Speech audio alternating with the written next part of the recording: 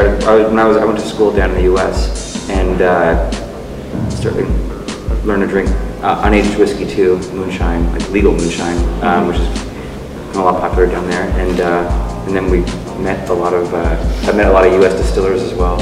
And then I was talking with Jesse and we saw, like, you know, maybe we could do this in Toronto.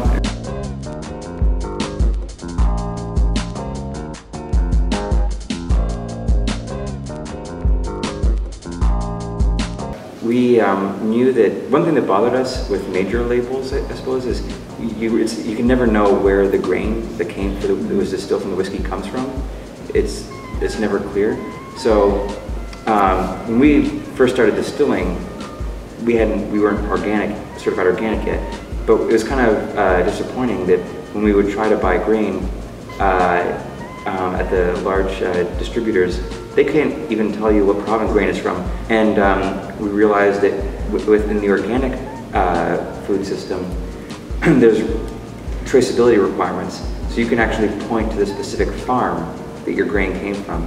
And because we really wanted to do that all along, it was a natural fit. Like, okay, well, if we're going to be buying organic grain anyway, we may as well become certified organic ourselves. One of the things that we wanted to bring to the table was the fact that we were going to be Ontario products distilled in Ontario, and to kind of bring out sort of the bounty of Ontario through our spirits. And so that was another big factor for us, is we wanted to be able to say we're working using Ontario grain grown in Ontario and producing a product that's unique to this province.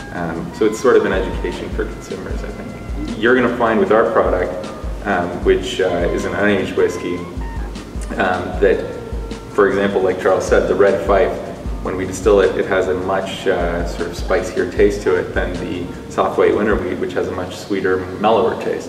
And we want people to be able to say, I actually like that particular grain as opposed to just that particular brand.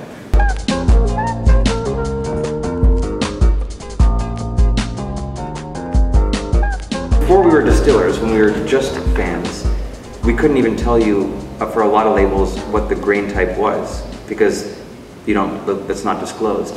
We want to encourage people to start thinking not just about the way the spirit tastes, but what went into it, what the feedstock was that was used to distill. In the wine world, they take this for granted.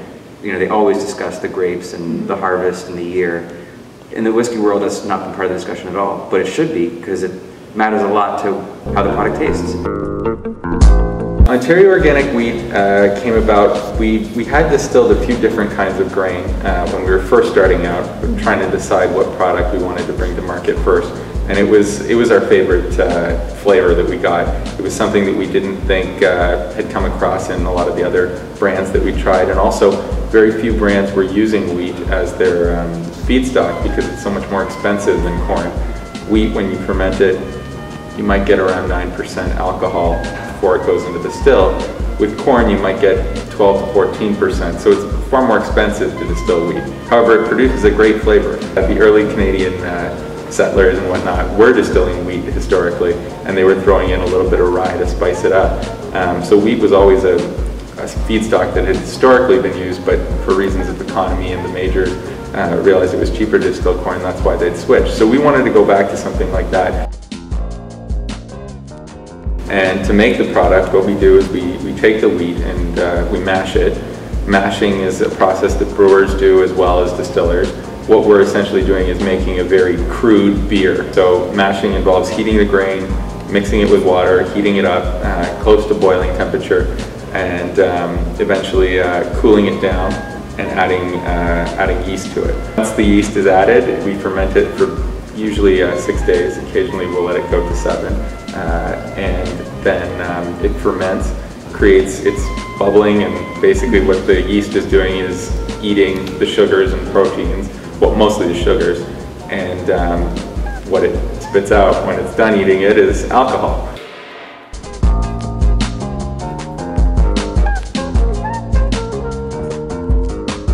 Ours is what's called an artisan hybrid still, so it's set up a little differently. It allows us to distill different kinds of grain in different kinds of ways.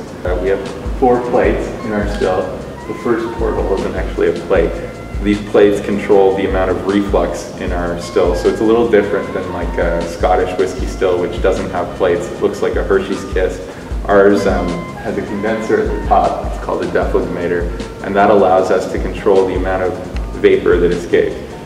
What that allows us to do is have a little bit more control over the product we make. It's, ethically a great thing to be able to do if you can. And I think more farmers in Ontario are growing organic right now. The farmers are realizing that it's a great way to go. They can get a higher price for their crops. At the same time, consumers really want it.